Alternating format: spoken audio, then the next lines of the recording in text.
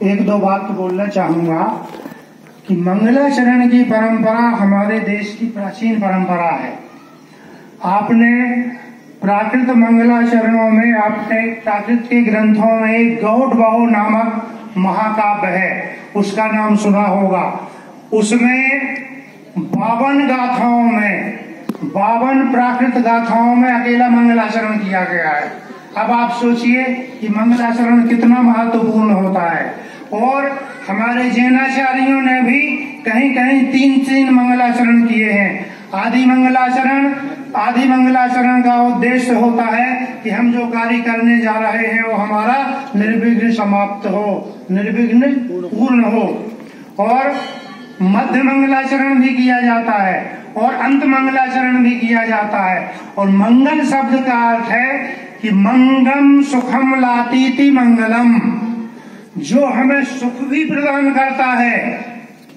यदि हम अपने से बड़ों को, अपने गुरुजनों को, अपने तीर्थंकरों को, अपनी जिनवाणी को, अपने नवदेवताओं को यदि हम प्रणाम करते हैं, अपने से बड़े गुणीजनों को प्रणाम करते हैं, तो हमें सुख की अनुभूति होती है। मंगम सुखम लातीति मंगलम।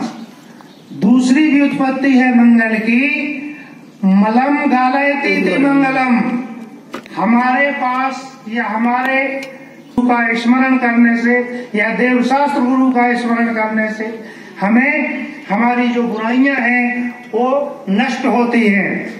ये भी इसलिए मंगलाचरण अपने हित के लिए और पर के हित के लिए किया जाता है। तो ऐसे राम नरेश जी को भी बहुत बहुत साधुवाद।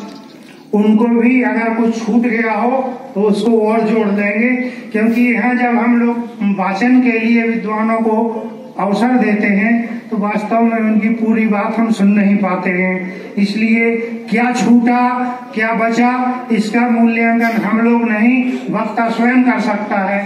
तो मैं अपेक्षा करता हूं कि वक्ता अपने अपने वक्तव्य पर ध्यान देंगे। हमारे डॉक्टर आशीष जी शिक्षाचार्य, जो एकलव्य विश्वविद्यालय में कला और मानवीय संकाय के डीन है, वास्तविकता ये है कि ये जो हमारे 2 आशीष हैं, आशीष जी जो संयोजक और आशीष जी जो आज के शिक्षाचार्य वक्ता रहे, इन्हीं के कारण से मैं भी इनके साथ हूँ कि इनके साथ रह गया हूँ। और मुझे लगता है कि अब मैं भी रम गया हूँ, यहाँ रहूंगा। और ये विश्वविद्यालय के लिए आचार्य श्री का आशीर्वाद प्राप्त है। तो हम लोग बुंदेलखंड की धरा पर प्राकृत जैन शास्त्र के लिए, जहाँ कोई व्यवस्था नहीं थी विद्यार्थियों के लिए और हमारे ब्रह्मचारी भाइयों के लिए, ब्रह्मचारिणी बहनों के लिए, उनके लिए भी अवसर प्राप्त होगा। मेरा ये प्रयत्न है कि वहाँ ऐसी व्यवस्था हो। इसके लिए हमारी चांसलर महोदया डॉक्टर सुधा मलैया जी ने भी कहा है कि आप कैसी व्यवस्था सोचिए कि जो बहनें या भैया जी लोग यहाँ रहना चाहेंगे तो उनके लिए हम जगह की या आवासन की व्यवस्था भी करेंगे।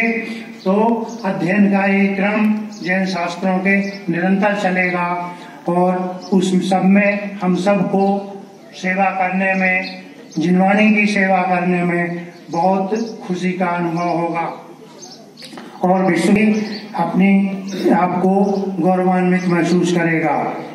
हमारे आचार्य जी ने भावना सारो ग्रंथ पर आचार्य कुंदकुंद से लेकर स्वामी कुमार से, कार्तिकेय से लेकर तुलना करते हुए बहुत अच्छे विचार प्रस्तुत किए। मैं उनको भी बहुत साधुवाद देता हूँ। उन्होंने एक बात कही कि आचार्य श्री ने भावना सारो की प्रत्येक गाथाओं में एक एक मंत्र को उद्धृत किया है, स्वरचित मंत्र को वहाँ रखा है, उसका भी हमें ध्यान करना चाहिए।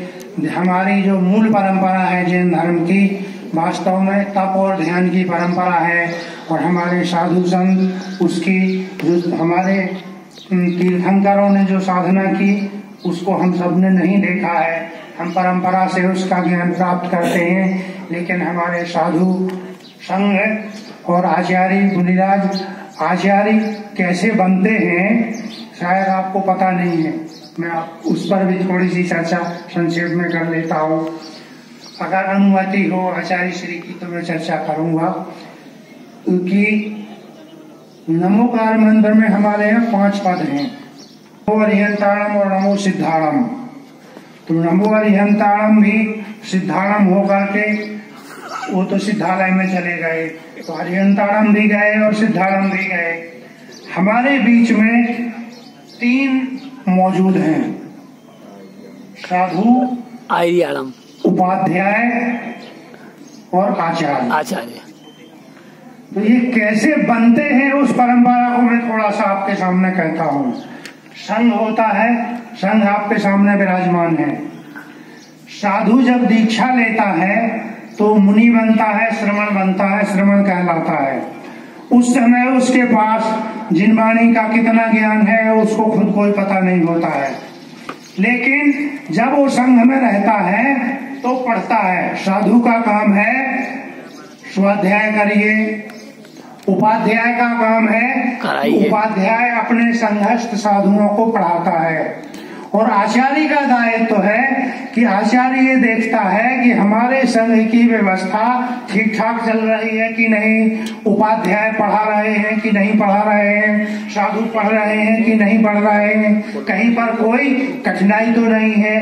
तो उसको आचार्य अनुशासित करते हैं। तो आचार्य के साथ भी बहुत बड़ा दायित्व होता है कि साधु की चर्या का भी ध्यान रखना, स्वाध्याय का भी ध्यान रखना और अध्ययन अध्यापन का भी ध्यान रखना।